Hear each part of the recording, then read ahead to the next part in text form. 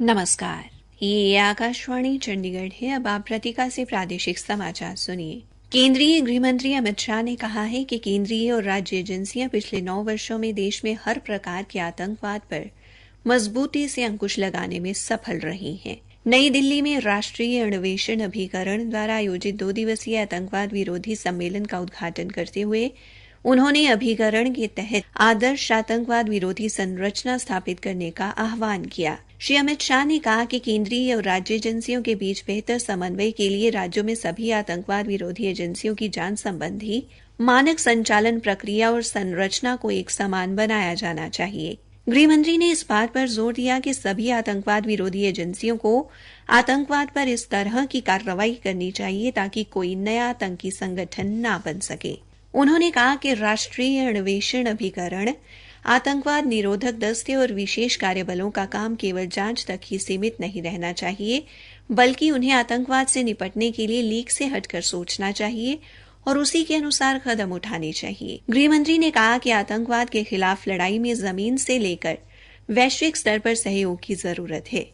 उन्होंने कहा कि मोदी सरकार ने आतंकवाद से जुड़ी सभी चुनौतियों पर सख्त रुख अपनाया है और इसके अच्छे परिणाम मिले हैं, लेकिन अभी भी बहुत कुछ करना बाकी है। हरियाणा राज्य प्रदूषण नियंत्रण बोर्ड के अध्यक्ष पी राघवेंद्र राव ने अधिकारियों से फसल अवशेषों को आग लगाने वाले किसानों व नागरिकों के खिलाफ नियमानुसार प्राथमिकी दर्ज करवाने और उनके नाम पंचायत घर के नोटिस बोर्ड पर चस्पा किए जाने के निर्देश दिए हैं।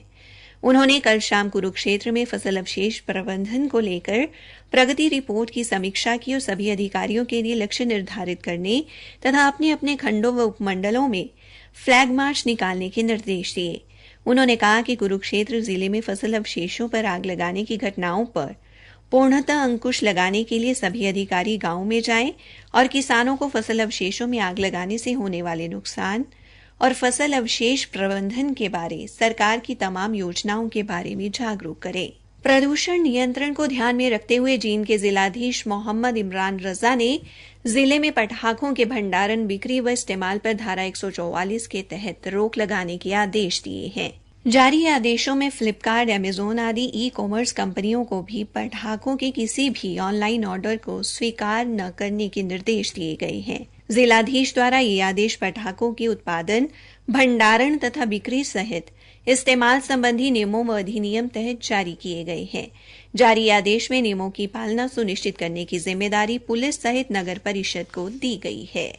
आकाशवाणी चंडीगढ़ के समाचार सेवा प्रभाग द्वारा मेरी माटी मेरा देश अभियान के तहत अमृतकाल में शुरू की गई प्रश्नोत्तरी प्रतियोगिता का आज का प्रश्न है, देश के महान क्रांतिकारी चंद्रशेखर आजाद ने कौन सा नारा दिया था? प्रश्न एक बार फिर से सुन ले, देश के महान क्रांतिकारी चंद्रशेखर आजाद ने कौन सा नारा दिया था? अपने उत्तर newsairchd@gmail.com पर तुरंत मेल करें। कल पूछे गए प्रश्न का उत्तर है, किसानों के मसीहा पूर्व प्रधानमंत्री चौधरी चरण सिंह के समाधि स्थल को किसान घाट कहा जाता है और इस प्रश्न का सही उत्तर देने वाले हमारे विजेता हैं पंजाब के मलेरकोटला से आशिमा। कुरुक्षेत्र के पुलिस अधीक्षक सुरेंद्र सिंह भोरिया ने जिला कुरुक्षेत्र के सभी ऑटो रिक्शा चालकों को अपने ऑटो रिक्शा पर विशेष नंबर वाला स्टीकर लगाने के निर्देश दिए हैं। पुलिस अधीक्षक ने बताया कि ऑटो चालकों को 4 अंक का विशेष नंबर दिया जाएगा, जिसमें ऑटो चालक व संचालन की पूर्ण जानकारी होगी।